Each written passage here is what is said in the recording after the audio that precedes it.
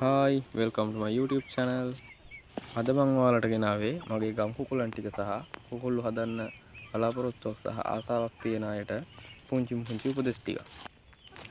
ඔයා කුකුලන් හදන්න ඉන්නවා නම් ඔයා මුලින්ම බලන්න ඕන ඔයා නාගරිකව ජීවත් වෙන්නේ එහෙම නැත්නම් ගම්බදවද කියලා. ඔයා නාගරිකව ජීවත් වෙනවා නම් ඔයාට සතුන් හදන්න වෙන්නේ කූඩු කරලම තමයි. එහෙම කූඩු කරලා හදන සතුන්ට ඔයාට කඩෙන් තමයි කෑම ගෙනල්ලා කන්න දෙන්න වෙන්නේ.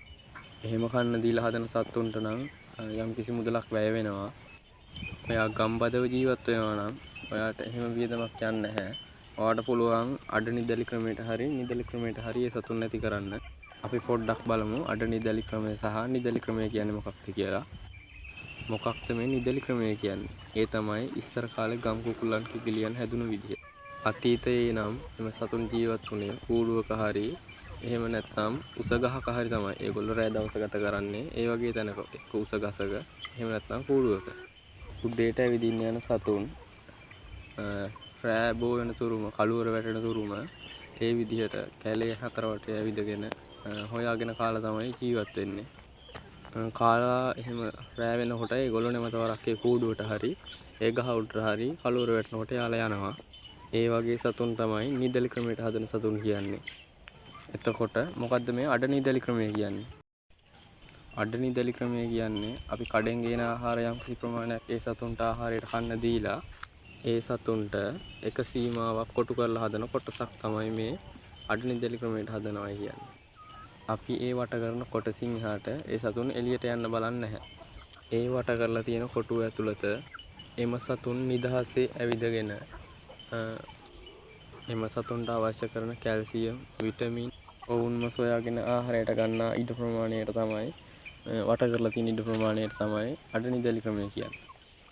මම මේ ඉන්න සතුන් හදන්නේ අඩ නිදලි ක්‍රමයට තමයි.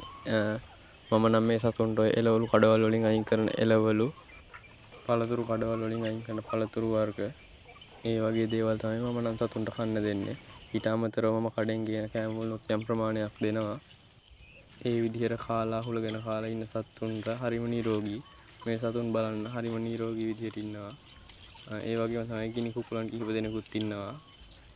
මම මේ සතුන් නම් හදන්නේ මුගටි කරදරෙන් පොඩ්ඩක් ඒගොල්ලෝ ඉන්නකොට ආරක්ෂාවක් තියනවා කියලා දිනවා. ඒකයි. මම ඒකටත් විසඳුම් ටිකක් ඔයාලට ළඟදීම ගේන්න බලන්න. මේ ඉන්නේ සතුන් ටික. බලන්න මේ සතුන් හරිම නිදහසේ ඇවිදගෙන කන විදිහ. ඒ වගේම තමයි මම ඔයාලට පෙන්වන්නම් මම අර අඩ නිදලි ක්‍රමයට හදන හිපු වට කරපු කොටස පොඩ්ඩක්. මේ තින්නේ දලක්. මේක අඩි 6ක් විතර උසට මම ගහලා තිනවා. මේකට යටින් මම සාරියක් ගහලා තිනවා. මොකද පිටේ ඉන්න සතුන්ගෙන් වෙන තියෙන හානිය අවම කරගන්න තමයි මම එහෙම කරලා තියෙන්නේ. ඔය විදිහට තමයි මම වටේම දලා ගිහිල්ලා ඊට යටින් සාරියකින් ආවරණය කරලා තියෙන්නේ. අද වෙන තුරු නම් මේ සතුන්ට කිසිම හානියක් වෙලා නැහැ. මම හිතන විදිහට නම් මුගටියත් අර එකපාරට දකින්න නැති නිසා වෙන්න තියෙන හානිය ටිකක් අවමයි. ඒ වගේ තමයි මේ ඉන්නේ මම ඔයාලට කිව්ව ගිනි කුකුලන්. ඒගොල්ලෝ ඔයාලත් මම වගේම ව්‍යාපාරයකට හරි ආසාවට හරි හදන කෙනෙක් නම් මුලින්ම ආරම්භ කරන්න නම් මම ඔයාලට කියන්නේ මහ කුකුලෙක් සහ කිකිලියන් කිහිප දෙනෙක් ගන්න බලන්නේ කියලා. මොකද පැටව වරන් එක සැරේ හදන්න ටිකක් අමාරුයි. කිසිම දැනුමක් නැතුව ඒක ටිකක් හදන්න හරි අමාරුයි. පුංචි කාලේ ඒ කුකුල් පැටවුන්ට බෙහෙත් වර්ග සහ විටමින් වර්ග දෙන්න තියෙනවා. ඒක නිසා මම නම් කියන්නේ ඔයාලට මුලින්ම මහ කිකිලියෝ කිහිප දෙනෙක් සහ එක කුකුලෙක් අරගෙන ආරම්භ කරන්නයි කියලා. මමත් ඒ වගේම තමයි කරේ. මුලින්ම එක කුකුලෙක් සහ කිකිලියන් 4 දෙනෙක් තමයි මම මුලින් ගත්තේ. ඊට පස්සේ මම ඒගොල්ලොන්ගෙන් විතර රක්කවලා පැටව ටිකක් බෝ කරගත්තා. පස්සේ මගේ අර කූඩුව කැඩුනට පස්සේ ඒගොල්ලෝ සේරම දීලා තමයි මම ආපහු පැටව ගෙනල්ලා මේ විදිහට දැන් ලොකු කරගෙන හදාගෙන යන්නේ. මම නම් ඔයාලට කියන්නේ අර වගේ මහා සතුන් ගෙනල්ලා ආරම්භ කරන්නයි කියලා. පුළුවන් නම් ඔයාලා ගෙදරකින් ගන්න බලන්න පෙට් ෂොප් එකකින් ගන්න නැතුව. මොකද අඩ නිදලි ක්‍රමයට සහ නිදලි ක්‍රමයට හදන සතුන් කිහිප දෙනෙක් ගන්න පුළුවන් නම් ඒක ඔයාලටත් හොඳයි. ඒ සතුන් හරිම නිරෝගී සතුන්. මොකද මම එහෙම ගන්න කියන්නේ ඒ වගේ සතුන් විලෝපික සතුන්ගෙන් වෙන්න තියෙන හානිය ටිකක් දැනුණු ගමන් කිකිලියන් ටිකක් අරගෙන කූඩුවට එන්න බලනවා. මං ගාව හිටපු අර මුලින්ම ගෙන කුකුලත් ඒ වගේ තමයි. ඒ කුකුලා හැමෝම කිකිලියන් ටික අරගෙන කූඩුවට එන්න බලනවා. ඒ වගේම තමයි ඔයාලට පුළුවන් නම් රැකුම් වැටෙන කිකිලියන් කිහිප දෙනෙකුත් ගන්න බලන්න. මොකද එතකොට ඔයාගෙන් විතර ඔයාටම රකව ගන්න පුළුවන් ඒ කිකිලියෙක් මාර්ගයෙන්. ඒ වගේ රකපු පැටවුන් කිහිප දෙනෙකුත් ඉන්නවා මගේ මේ පැටවුත් සමග. ඒ පැටවුන් හරිම නිරෝගීව ඉන්නවා. මුලින් මේ සත්තු තමයි ලොකු වුනේ ටක් ගාලා. එළියේ ගැනත් එයාලා හොඳට දැනුමත් තේරුමක් තියෙනවා. මම නම් කියන්නේ ඔයාලා මුලින්ම සතුන් ගේන්න. ගෙනල්ලා ඒ සතුන්ගේ වෙනස් වීම ලෙඩ රෝග හඳුර ගන්න පුළුවන් වුණාම ඔයා පැටවුන් ගෙනල්ලා 100ක් 200ක් හරි ඊට වැඩි ප්‍රමාණයක් හරි අරන් ඇවිල්ලා ඒ සතුන් ලොකු කරගන්නයි කියලා. වැස්ස කාලේට පැටවුන් ගන්න යන්න එපා. හදන්න හරි අමාරුයි. වැස්ස කාලේට සීතල වැඩි නිසා ඒ සතුන් මැරෙන්න බලන ඉක්මනට. ඔයාලට ඒ සතුන්ට අවශ්‍ය කරන උණුහුම ලබා දෙන්න පුළුවන් වගේ නම් ඔයා ගෙනල්ලා හැදුවත් ප්‍රශ්නයක් නැහැ. ඔයාට ඒ සතුන්ගේ වෙනස් වීම ලෙඩ රෝග හඳුනා ගන්න පුළුවන් වුණාම ඔයා පැටවුන් ගේන්න. එතකම් මහ සතුන්ගෙන් හදලා බලන්න.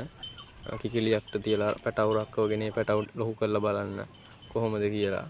කිකිලිත් එක්ක ඉන්නකොට නම් ප්‍රශ්නයක් නැහැ. කිකිලිගේ උණුහුම තියෙන නිසා ඔයා බලන්න ඒ විදිහට හදලා. ඊට පස්සේ ඔයා පැටව ගෙනල්ලා ඔයාගේම විදිහට ඒ සතුන් ලොකු කරගෙන කන්න බොන්න දීලා විටමින් ලබා දීලා ඒ සතුන් ලොකු කරගන්න. එහෙනම් අපි යමු මගේ කුකුලන්ගේ වීඩියෝ ටික බලන්න. මේ ඉන්නේ කිලියෝ ටික. මෙතන ඉන්නවා කුකුලන් 20 දෙනෙක් සහ කිකිලියන් 50ක් පමණ. එයාලා මේ කොළ වර්ග තමයි ආහාරයට ගන්නෙ. ඒ වගේම අර එළවලු, කඩවල වලින් අයින් කරන ඒවා තමයි.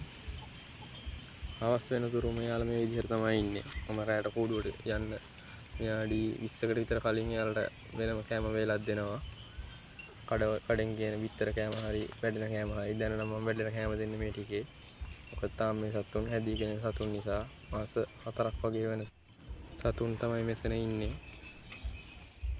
ඒ වගේම තමයි මේගොල්ලෝ අර කෙසෙල් ගස් වල තියෙන බඩ ඒව කනවා. ඒ කෙසෙල් කොළත් කනවා. ඒක නිසා අපිට අඩු වියදමෙන් හදන්න පුළුවන් සත්තු වර්ගයක් තමයි මේ ගම් කුකුලන් කියන්නේ. අඩු නිදැලි ක්‍රමයට සහ නිදැලි ක්‍රමයට හැදුවොත් වියදමක් බොහොම අඩුයි වියදම. ඉතින් අර අඩු නිදැලි ක්‍රමය මම ඔයාලට කිව්වේ. අර සාරියක් ගහලා මම දැල තියලා දැලට එසමුල්කට තමයි තියලා තියෙන්නේ. මගේ සතුන්ට මම විශාල ප්‍රමාණයක් ඉඩ ලබා දීලා තින්නේ. එයාලට නිදහසේ ඇවිදගෙන කාලා ඉන්න. හවස් වෙනතුරු මෙයාලා මේකේ තමයි ඉන්නේ. ඒ වගේම තමයි මං ගාව ඉන්න විවිධ වර්ගයේ කුකුලන්. මේ ඉන්නේ අර පිළි උඩට ඉච්ච වර්ගයේ කිකිලියෙක්. සහගිනි කිකිලියන් කිහිප දෙනෙක්. ඒ වගේම තමයි කඩකනත් පැටියෙක් ඉන්නවා. මම ඔයාලට එයාගේ ෆොටෝ එකක් හරි වීඩියෝ එකක් හරි ගේන්න බලන්න. ඔහොම තමයි ඉතින් මගේ සතුන් ඉන්නේ නිදැල්ලේ.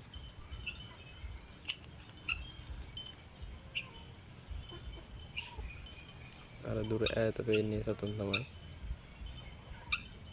එයාලා අර එළවලු වට්ටක්ක වගේ දේවල් තමයි වැඩිපුර ආහාරයට ගන්න බලන්නේ. මමත් කියන්නේ ඔයාලට එළවලු කඩවල වලින් ඕවා අයින් කරනවා. එහෙම අඩුවට ගන්න පුළුවන්. මම හිතන්නේ සල්ලි ගන්නෙම නෑ. මට නම් නිකන් හම්බෙන්නේ. ඔයාලත් බලන්න පොඩ්ඩක් ගිහිල්ලා කතා කරගෙන. බලන්නේ සතුන් හරිම නිදහසේ ඇවිදගෙන අහුලගෙන කාලා ඉන්න විදිහ. අපිටත් ඒ වගේ දකිනකොට හරිම නිදහසක් දැනෙනවා සිතට. මම ඔයාලට තව සතෙක් පෙන්නන්නම් මගේ ළඟ ඉන්න ලස්සනම. මේ ඉන්නේ මම කිව්ව කිකිලි. එයා හරිම ලස්සනයි. මේ වගේ සතුන් කිහිප දෙනෙක් හිටියා. එයාලා ලෙඩ වෙලා මැරුණා. මොකද මේ දවස්වල වැස්ස නිසා. දැන් නම් මේ අය තව දෙන්නෙක් විතරයි ඉන්නේ මං ගාව. බලන්න එයා හරිම ලස්සනයි. මෙන්න මේ ඉන්නේ අර සතුන් ටික. බලන්න අර මම කිව්ව විදිහට යාලා එළවලු කන හැටි.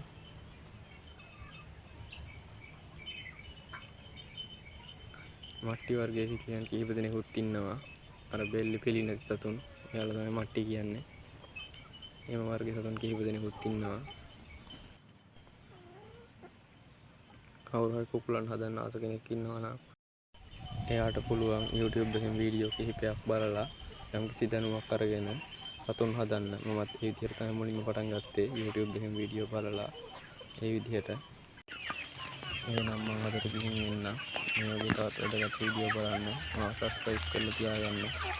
ඉක්මනින්ම මම ඔයාලට ඊළඟ වීඩියෝ එකෙන් ගේන්න කුකුලන්ට කරදරයක් වෙන විලෝපිත සතුන්ගේ කුකුලන් ආරක්ෂා කරගන්න ක්‍රම කිහිපයක් සහ මම අත්හදා බලපු ක්‍රම කිහිපයක් තියෙනවා. මම මේ ටික ඔයාලට හරියටම විස්තර කරලා ඊළඟ වීඩියෝ එකෙන් ගේන්නම්.